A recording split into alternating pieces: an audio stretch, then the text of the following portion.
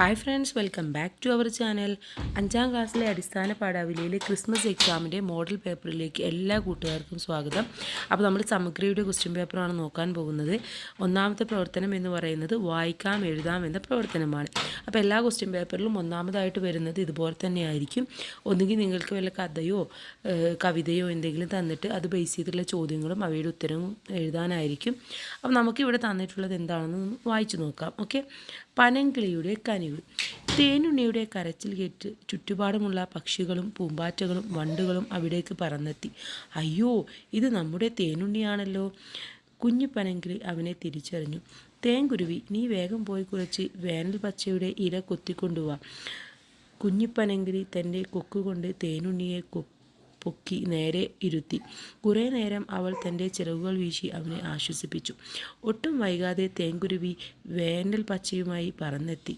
കുഞ്ഞിപ്പനങ്കിളി ആ വേനൽ പച്ച കൊത്തിവെച്ച് അതിൻ്റെ നീര് പിഴിഞ്ഞെടുത്ത് തേനുണ്ണിയുടെ മുറിവിലൊഴിച്ചു. കുറച്ചു ആശ്വാസമായെന്ന് കണ്ടപ്പോൾ കുഞ്ഞിപ്പനങ്കിളി തൻ്റെ കൂട്ടുകാരായ പക്ഷികളോടും പൂമ്പാറ്റകളോടുമായി പറഞ്ഞു, നമുക്ക് തേനുണ്ണിയെ വേഗം വീട്ടിലെത്തിക്കണം. കുഞ്ഞിപ്പനങ്കിളി ഒട്ടും വേദനിപ്പിക്കാതെ അവനെ കൊക്കിലൊതുക്കിക്കൊണ്ട് മെല്ലെ പറന്നു. മറ്റു പക്ഷികളും പൂമ്പാറ്റകളും വണ്ടുകളും നിരനിരയായി പറക്കാൻ തുടങ്ങി. എന്തൊരു ചന്തമുള്ള കാഴ്ച! ഇതാണ് നമുക്ക് തന്നിട്ടുള്ള ഒരു കുഞ്ഞു കഥ എന്ന് നമുക്ക് വേണമെങ്കിൽ പറയാം, അല്ലേ? ഒരു കുഞ്ഞു കഥയാണ് തന്നിട്ടുള്ളത്. ഇനി ഇതിലെ ചോദ്യങ്ങളുണ്ട്. ആ ചോദ്യങ്ങളുടെ ഉത്തരം നമുക്കൊന്ന് നോക്കാം. ഒന്നാമത്തെ ചോദ്യം, ആരൊക്കെയാണ് തേനുണ്ണിയുടെ കരച്ചിൽ കേട്ട് വന്നത്? ഓപ്ഷൻസ് തന്നിട്ടുണ്ട്. പൂമ്പാറ്റകളും വണ്ടുകളും, പറവകളും വണ്ടുകളും, അണ്ണാനും മരംകൊത്തിയും. ആരായിരുന്നു? പൂമ്പാറ്റകളും വണ്ടുകളുമാണ്. ഓക്കെ, അപ്പോൾ ഉത്തരം എന്ന് പറയുന്നത് പൂമ്പാറ്റകളും വണ്ടുകളും. രണ്ടാമത്തെ ചോദ്യം, ആരാണ് അവനെ തിരിച്ചറിഞ്ഞത്? തേൻകുരുവി, കുഞ്ഞിപ്പനങ്കിളി, പൂമ്പാറ്റ. ആരായിരുന്നു? കുഞ്ഞിപ്പനങ്കിളി. മൂന്നാമത്തെ ചോദ്യം, കുഞ്ഞിപ്പനങ്കിളി എങ്ങനെയാണ് തേനുണ്ണിയെ ആശ്വസിപ്പിച്ചത്? തൻ്റെ ചിറകുകൾ വീശി, കൈകൊണ്ട് കൊത്തിയെടുത്ത്, പുറം തലോടി. എങ്ങനെയായിരുന്നു? കൈകൊണ്ടല്ല, കൊക്കുകൊണ്ട് കൊത്തിയെടുത്തായിരുന്നു. ഓക്കെ, കൊക്കുകൊണ്ട് കൊത്തിയെടുത്ത്. നാലാമത്തെ ചോദ്യം, കുഞ്ഞിപ്പനങ്കിളി തൻ്റെ കൂട്ടുകാരായ പക്ഷികളോടും പൂമ്പാറ്റകളോടും എന്താണ് പറഞ്ഞത്? നമുക്ക് തേനുണ്ണിയെ ഡോക്ടറെ കാണിക്കണം, നമുക്ക് തേനുണ്ണിയെ വേഗം വീട്ടിലെത്തിക്കണം, നമുക്ക് തേനുണ്ണിയെ ഇവിടെ ഉപേക്ഷിക്കണം. എന്തായിരുന്നു? നമുക്ക് തേനുണ്ണിയെ വേഗം വീട്ടിലെത്തിക്കണം എന്നായിരുന്നു. അഞ്ചാമത്തെ ചോദ്യം, പൂമ്പാറ്റ എന്ന പദത്തിന് പകരം പദം ഏത്? ഭ്രമരം, ചിത്രപതംഗം, അളി. ഏതാണ്? ചിത്രപതംഗം എന്നുള്ളതാണ്. ഇനി രണ്ടാമത്തെ പ്രവർത്തനമാണ്, ഉണ്ണിക്കണ്ണൻ്റെ കഥ ഓർമ്മയില്ലേ? നമുക്കറിയാമല്ലേ? ഒരു പരിഭവം പറയാതെ വീട്ടുവേല ചെയ്ത് അമ്മ കൊണ്ടുവരുന്ന തണുത്ത ചോറും കറികളും സന്തോഷത്തോടെ കഴിക്കുന്ന ഉണ്ണിക്കണ്ണൻ എന്ന കഥാപാത്രത്തെക്കുറിച്ച് നിങ്ങൾക്കറിയാവുന്ന കാര്യങ്ങൾ എഴുതി നോക്കാനാണ് പറഞ്ഞിട്ടുള്ളത്. അഥവാ ഉണ്ണിക്കണ്ണൻ്റെ ഒരു കഥാപാത്ര നിരൂപണം തയ്യാറാക്കാനാണ്. തിക്കോടിയൻ്റെ രാക്ഷസിൻ്റെ ചിരി എന്നതിലെ ഒരു ചെറിയ ഭാഗമാണ് മുത്തശ്ശി ഒരു കഥ തുടങ്ങുന്നു എന്ന കഥ. കഥയിലെ എനിക്ക് ഏറ്റവും ഇഷ്ടപ്പെട്ടത് നിഷ്കളങ്കനായ ഉണ്ണിക്കണ്ണൻ എന്ന ബാലനെയാണ്. തൻ്റെ അമ്മയോടും മുത്തശ്ശിയോടും ഉണ്ണിക്കണ്ണന് ഒരുപാട് സ്നേഹമാണ്. മുത്തശ്ശി പറഞ്ഞു കൊടുത്ത ഒരു കഥയിൽ നിന്നുമാണ് ഊഞ്ഞാലിനോട് ഉണ്ണിക്കണ്ണന് കമ്പം ഉണ്ടാകുന്നത്. എനിക്ക് ഊഞ്ഞാൽ വേണമെന്ന് മുത്തശ്ശിയോട് ഒരുപാട് തവണ പറയുന്നുണ്ട്.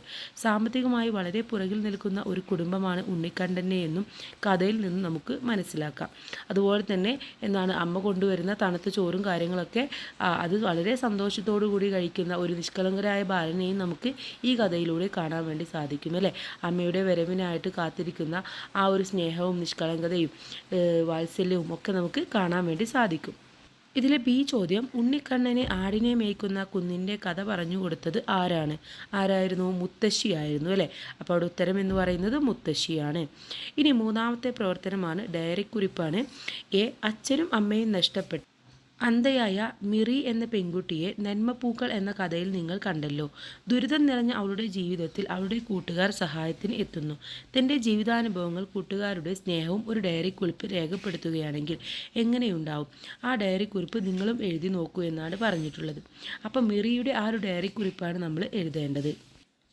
ഡയറി എഴുതുമ്പോൾ കൂട്ടുകാർ ശ്രദ്ധിക്കേണ്ടത് ഡേ ഉണ്ടായിരിക്കണം, അതുപോലെ തന്നെ ഡേറ്റും ഉണ്ടായിരിക്കണം. അഥവാ ഏതാണോ തീയതി അന്നത്തെ ഏത് ദിവസമാണ് എന്നതും കൊടുത്തിരിക്കണം.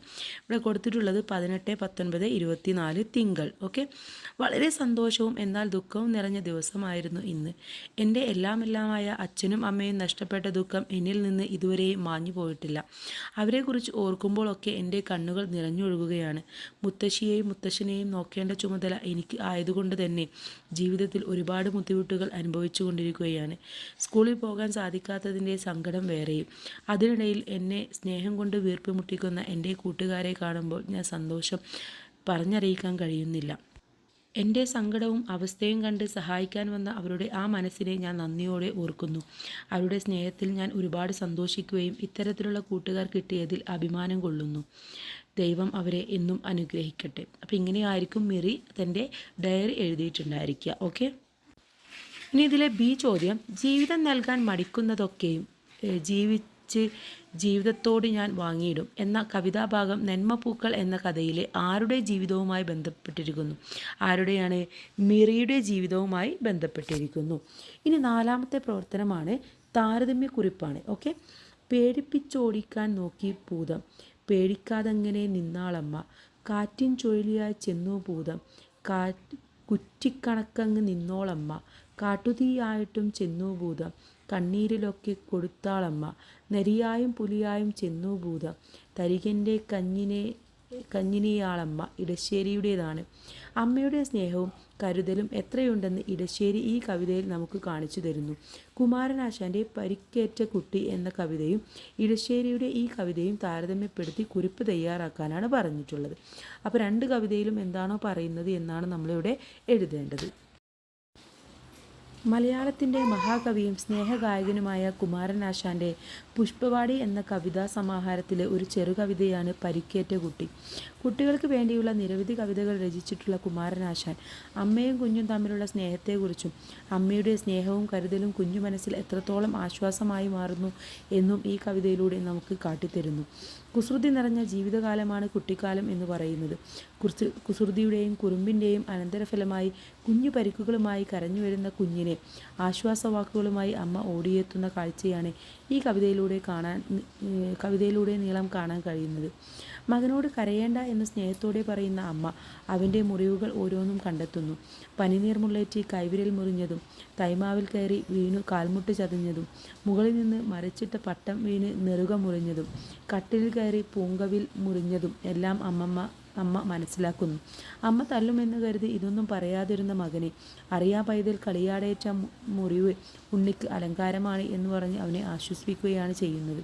അമ്മയുടെ ഓരോ ഉമ്മയും മുറിവിൻ്റെ വേദനയും അവനെ സന്തോഷവും ആശ്വാസവും ആത്മവിശ്വാസവും നൽകുകയാണ് ചെയ്യുന്നത്. കാർമേഘം നീങ്ങവേ തെളിഞ്ഞു ശോഭിക്കുന്ന ചന്ദ്രനെ പോലെ അവൻ്റെ മുഖം സന്തോഷം കൊണ്ട് ശോഭിക്കുന്നു എന്ന് പറഞ്ഞാണ് നമ്മുടെ ഈ കവിത അവസാനിക്കുന്നത്. വളരെ ലളിതമായ ഭാഷയും പ്രയോഗഭംഗിയും ഈ കവിതയുടെ സൗന്ദര്യം വർദ്ധിപ്പിക്കുന്നു. അമ്മയും മകനും തമ്മിലുള്ള ഊഷ്മളമായ സ്നേഹവും അമ്മയുടെ വാക്ക് നൽകുന്ന കുളിർമയും ആത്മവിശ്വാസവും ആശ്വാസവും ഈ കവിതയിൽ ഊന്നി പറയുന്നു. ഇനി അടുത്തതായിട്ട് ഇടശ്ശേരിയുടെ കവിതയിൽ എന്താ പറയുന്നതെന്ന് പറയാം. ഇടശ്ശേരിയുടെ കവിതയിലും അമ്മയുടെ വാത്സല്യവും മനോധൈര്യവുമാണ് നമുക്ക് കാണാൻ സാധിക്കുന്നത്. ഭൂതം പല രൂപത്തിൽ വന്നപ്പോഴും അമ്മ ധൈര്യത്തോടു കൂടി നേരിടുമെന്നാണ് ഇവിടെ പറയുന്നത്. കാട്ടുതീയായും ചുഴലിയായും നേരിയായും പുലിയായും വന്നപ്പോഴും അമ്മക്ക് അതൊന്നും പേടിയുണ്ടായിരുന്നില്ല. അമ്മമാരുടെ മാതൃവാത്സല്യവും ഊഷ്മളമായ സ്നേഹത്തിൻ്റെയും പ്രതീകമാണ് ഈ രണ്ട് കവിതകളും എന്ന് നമുക്ക് പറയാൻ വേണ്ടി സാധിക്കും. അപ്പോൾ ഇങ്ങനെയാണ് നിങ്ങളൊരു താരതമ്യക്കുറിപ്പ് തയ്യാറാക്കേണ്ടത്. അടുത്ത ചോദ്യം നോക്കാം. പ്രവർത്തനം 5 ആസ്വാദനക്കുറിപ്പ് തയ്യാറാക്കാനാണ്.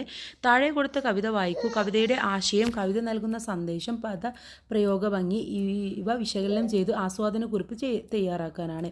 ഇവിടെ അച്ഛനും അമ്മയും എന്ന കവിതയാണ് തന്നിട്ടുള്ളത്. അമ്മതൻ മാറത്ത് പറ്റിക്കിടക്കുമ്പോൾ ആശ്വാസത്തിനതിരില്ല, അച്ഛൻ്റെ മടിയിലിരിക്കും നേരത്ത് അഭിമാനത്തിനളവില്ല, അന്തിക്ക് പൂനിലാവുണ്ടായിത്തീരുന്ന തമ്മിഞ്ഞപ്പാലിൽ നിന്നാണല്ലോ, അന്തിക്കുമാനത്തു മിന്നുന്ന നക്ഷത്ര അമ്മതൻ കണ്ണുനീരാണല്ലോ. അക്കിത്തമാണ് പറയുന്നത്. അപ്പോൾ ഈ ഒരു കവിതയ്ക്ക് ആസ്വാദന കുറിപ്പാണ് നമ്മളെടുത്ത് തയ്യാറാക്കാൻ പറഞ്ഞിട്ടുള്ളത്. അക്കിത്തത്തിൻ്റെ അച്ഛനും അമ്മയും എന്ന കവിതയിലെ ഏതാനും ചില വരികളാണ് ഇവിടെ തന്നിട്ടുള്ളത്. അച്ഛൻ്റെയും അമ്മയുടെയും സ്നേഹത്തിൻ്റെയും കരുതലിൻ്റെയും പരാമർശങ്ങളാണ് ഈ കവിതയിൽ ഉള്ളത്. അമ്മയുടെ മാറത്ത് പറ്റിക്കിടക്കുമ്പോൾ ഉണ്ടാകുന്ന ആശ്വാസം പറഞ്ഞറിയിക്കാൻ കഴിയാത്ത വികാരമാണെന്നും അച്ഛൻ്റെ മടിയിൽ ഇരിക്കുമ്പോഴാണ് ലോകത്തിലെ ഏറ്റവും അഭിമാനമുള്ള ആളായി മാറുന്നത് എന്നാണ് ആദ്യത്തെ വരികളിലൂടെ പറയുന്നത്. അന്തിക്ക് പൂനിലാവ് ഉണ്ടായിത്തീരുന്നത് അമ്മിഞ്ഞപ്പാലിൽ നിന്നാണ്, അഥവാ അമ്മയുടെ പാലിൽ നിന്നാണ് സന്തോഷമുണ്ടാക്കുന്നത് എന്നും ആകാശത്ത് കാണുന്ന നക്ഷത്രങ്ങൾ അമ്മയുടെ കണ്ണുനീരാണെന്നാണ് കവി നമ്മളോട് പറയുന്നത്. അച്ഛൻ്റെയും അമ്മയുടെയും സഹനശക്തിയും ഊർജവും അവർ നമുക്ക് വേണ്ടി ചെയ്തു തരുന്ന കാര്യങ്ങളും എത്രത്തോളം ഉണ്ടെന്നും ഈ വരികളിലൂടെ പ്രസക്തമാണ്. വളരെ ലളിതമായ ഭാഷയും പ്രയോഗഭംഗിയുമാണ് ഈ കവിതയെ കൂടുതൽ മനോഹരമാക്കുന്നത്. ആർക്കും വായിച്ചാൽ അനായാസം മനസ്സിലാക്കാൻ സാധിക്കുന്ന രീതിയിലാണ് കവിതയുടെ രചന. അപ്പോൾ ഇങ്ങനെ ആയിരിക്കണം നിങ്ങളൊരു ആസ്വാദനക്കുറിപ്പ് തയ്യാറാക്കേണ്ടത്. എന്താണോ തന്നിട്ടുള്ളത്, ഏത് വരികളാണോ തന്നിട്ടുള്ളത് അത് വായിച്ച് മനസ്സിലാക്കുക, അതിലെ ആശയവും മനസ്സിലാക്കുക, പദപ്രയോഗ ഭംഗി, അതുപോലെ നിങ്ങൾക്ക് ഇഷ്ടപ്പെട്ട വരികൾ കൂടെ വേണമെങ്കിൽ നിങ്ങൾക്ക് എഴുതി ചേർക്കാവുന്നതാണ്. ഇനി അടുത്ത പ്രവർത്തനം ആറാമത്തേതാണ്, കുറിപ്പ് തയ്യാറാക്കുക എന്നുള്ളതാണ്. സാധാരണയായി മരക്കൊമ്പിലാണ് ഊഞ്ഞാൽ കെട്ടുക. ചിത്രത്തിൽ വളരെ വ്യത്യസ്തമായ രീതിയിലാണ് ഊഞ്ഞാൽ കെട്ടിയത്. എന്തുകൊണ്ടായിരിക്കും ഇങ്ങനെ സംഭവിച്ചത്? മുത്തശ്ശി ഒരു കഥ തുടങ്ങുന്നു എന്ന കഥയെ അടിസ്ഥാനമാക്കി കുറിപ്പ് തയ്യാറാക്കാനാണ് പറഞ്ഞിട്ടുള്ളത്. ഓക്കെ. ഇനി അതുപോലെ തന്നെ തിക്കോടിയൻ എന്ന തൂലികാനാമത്തിൽ അറിയപ്പെടുന്ന എഴുത്തുകാരൻ ആര് എന്നും ചോദിച്ചിട്ടുണ്ട്.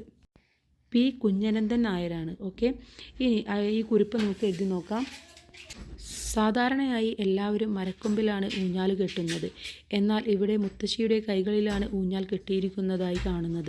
ഉണ്ണിക്കണ്ണന് ഊഞ്ഞാൽ വേണമെന്ന ആവശ്യം പല പ്രാവശ്യം മുത്തശ്ശിയോട് പറഞ്ഞെങ്കിലും മുത്തശ്ശി അത് കേൾക്കാത്തതായി ഭാവിക്കുകയായിരുന്നു.